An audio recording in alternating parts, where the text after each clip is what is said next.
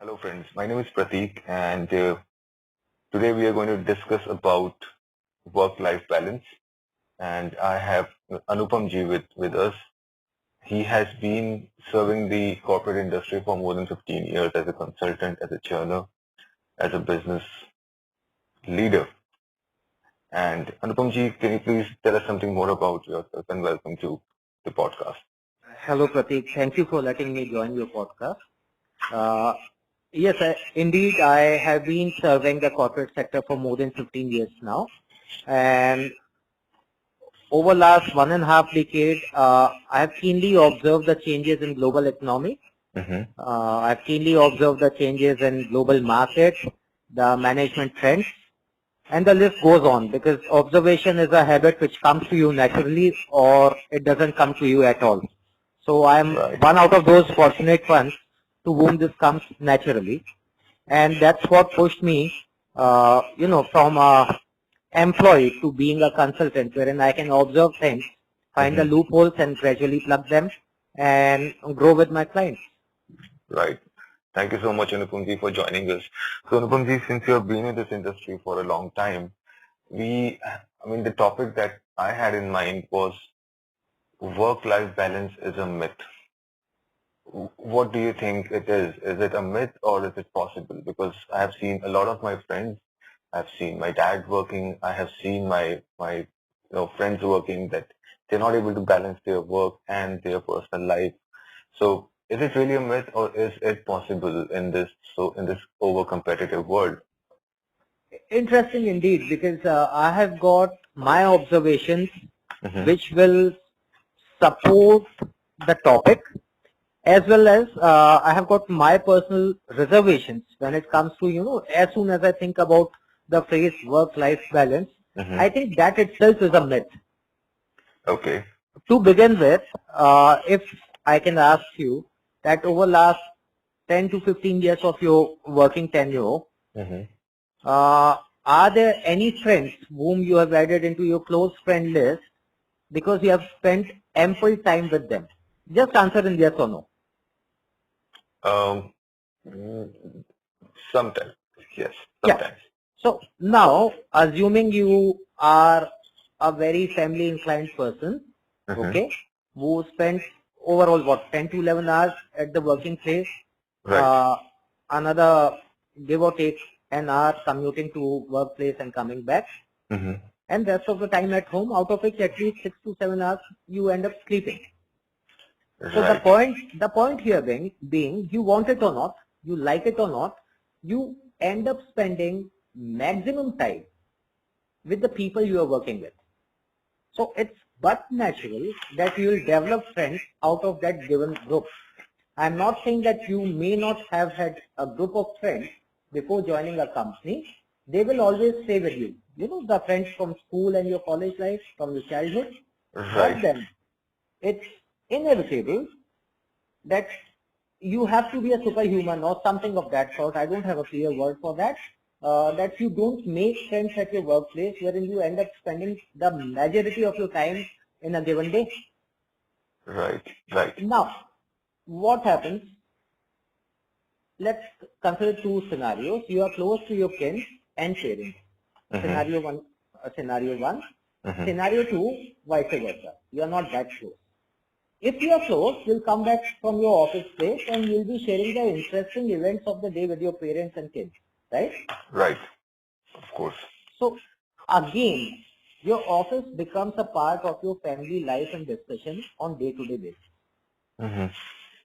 Okay, let's consider another scenario wherein you are not that talkative or you are collectively introverts within your family and Right. you leave your office inside the office Mm-hmm. and you come back home. Okay, so I, that's I, like a completely like switch off and switch off button right. you're talking about. That when That, you're in that, office, your personal life is switched off. When you're at yeah, work, when you're at home, your professional life is completely switched off. right. How do you think people manage to do that? Is that really possible? I don't Have you see ever come that. across anyone who can do that very efficiently or who has been doing that See, without any again, problem? there are both the aspects attached to it. Yes, I have seen people who can or who have successfully done it, they virtually develop a on and off switch. Mm-hmm. Having Okay. said this, it's next to impossible for majority of masses to develop that switch within themselves. Mm. It's like ignoring the reality that I am spending time with a given set of people, majority of my time, Mm-hmm. and I simply leave them behind physically and mentally, enter my home, Mm-hmm. and I have got nothing to do with them. Right. And how was your interaction with these people? Because this is a very alarming thing, because at times people end up being emotionless when they develop this kind of habit or this kind of daily routine in which they can switch off and switch on just like a snap.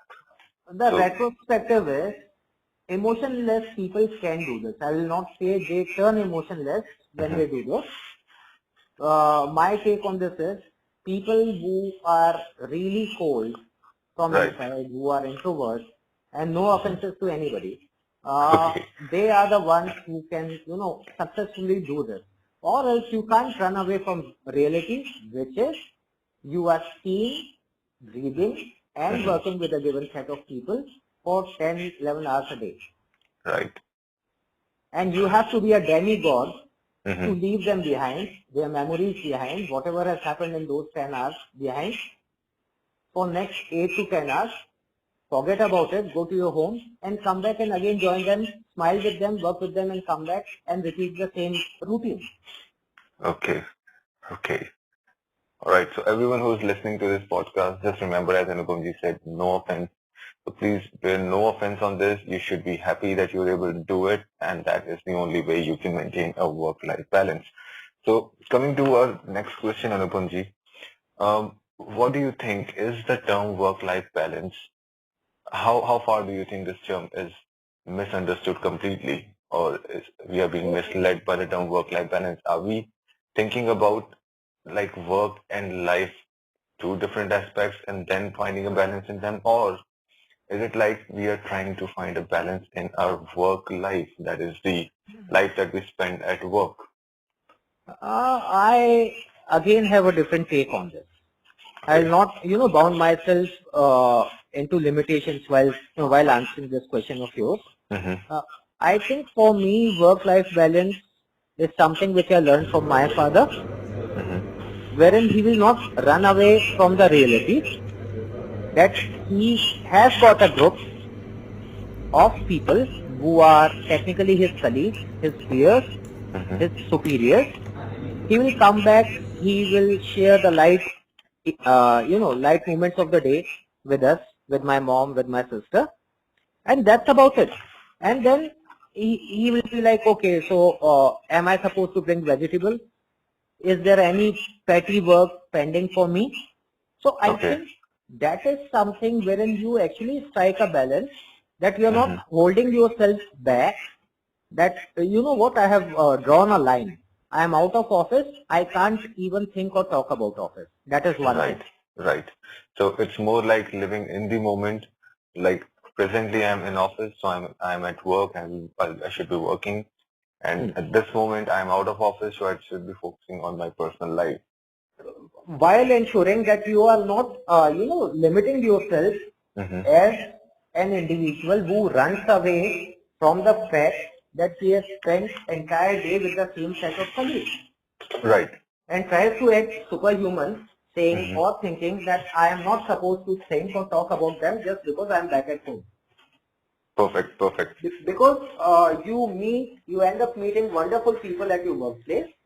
Mm-hmm. It's a mixed bag. More often than not, it's a mixed bag. Right. Okay? Right. Right. So Right. how can you afford to ignore good people just because they belong to your workplace? Mm-hmm. And Well. what may be the silly reason? The silly reason may be that you are stubborn enough to put yourself into a jacket wherein you keep on telling yourself, no, no, no, this guy doesn't belong to my personal life because he belongs to my workplace. So that's more of like creating a barrier. Right. And so does that limit a person's ability in workplace to work as a team member or a team player? How do you think it impacts them in the overall growth of a person? See, I can't generalize this, but then yes, again, by and large, it may create an impact which will be mostly a negative impact, because you have created a mental barrier that these people don't belong to me and I don't belong to them. And being a team player will not ever, never, ever support this feeling of yours. Either you can be a team player or you can restrict yourself from gelling up with people. So, And Nupumji, I'm sorry, please go on. gelling up is way more complicated and enhanced process than what it is made sound in general theory. Right. Gelling up includes a lot of steps. Gelling up includes a lot of effort from all the parties involved. Okay. Okay. So, In fact, you know, the closest thing I can relate it with is and it may sound a bit odd. Normally, we say, if you want to learn something new, try to learn how to unlearn the old thing, right? okay, right. That's right. So what happens when you switch a job? You don't carry the contact book of entire office with you, or you may end up carrying it for a while. Gradually, you will be left with 4 or 5 numbers. Try to relate, Satish, what I'm saying right now. You will end up maintaining touch with 4 to 5 people from your last organization. Who are these 4 to 5 people? These are the people whom you were close with. You may have been good with all of them, but Right. then 4 to 5 people will always be there whom you have been close with. So that clearly defines what we are talking. That you can't simply ignore people present at your workplace in your personal life. Especially in the present scenario wherein you spend most of the hours at your workplace. Right. So what we understand is that if a person has to maintain a work-life balance, he has to have a kind of a little stoic character in which he's not getting along with most of the people. Is that right? Yeah, that is right, and at the very same time, he needs to ensure that whoever he is carrying from his past, pals, good friends, tea buddies, smoke buddies, he doesn't get disconnected from them just because now he is into a new circle. Okay.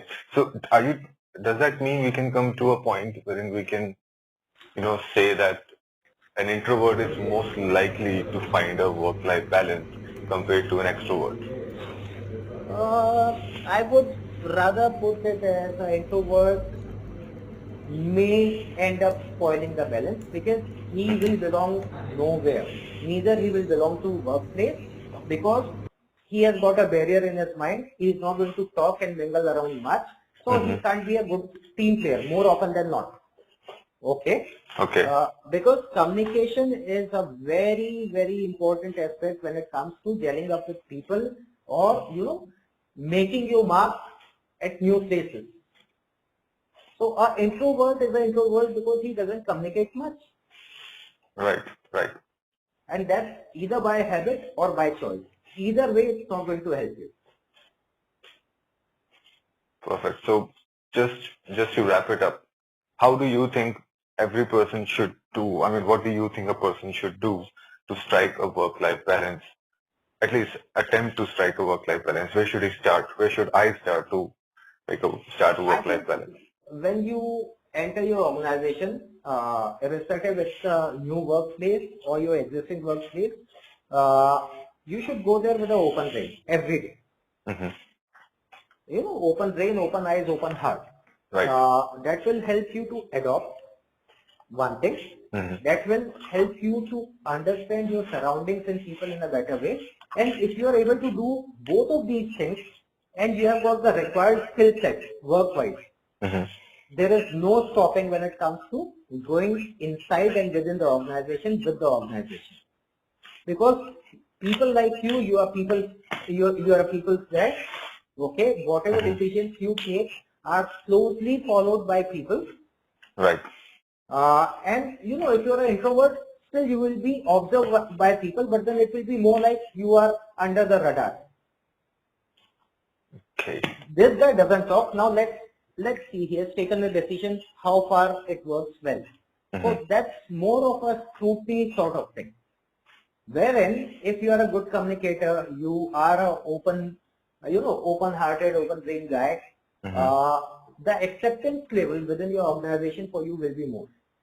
So even if you have taken a decision which slightly needs to be tweaked in order to make it perfect, you will get good suggestions from your colleagues, from your superiors. So it has to work in your favor. There is no other way.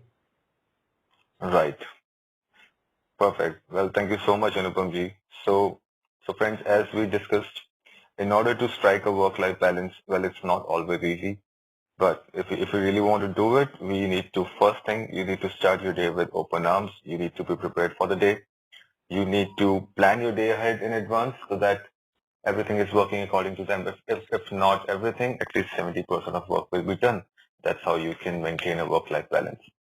All right. You can follow us to get more podcasts. You can comment if you're looking for any other suggestions or if you want us to talk about some other topics. So thank you so much, Anupam ji, once again. Thank you, Pratik, for getting me involved. And we